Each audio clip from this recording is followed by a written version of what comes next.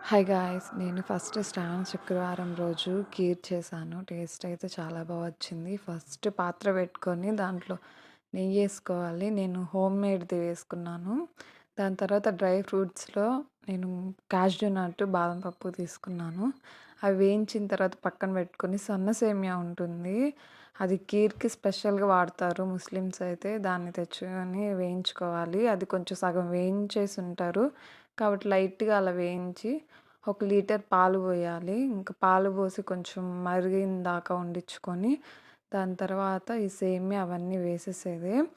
సేమియా వేసిన ఒక 10 నిమిషాలు బాగా కొంచెం చిక్కబడింది అనిపించిన తర్వాత డ్రై ఫ్రూట్స్ ఎయండి.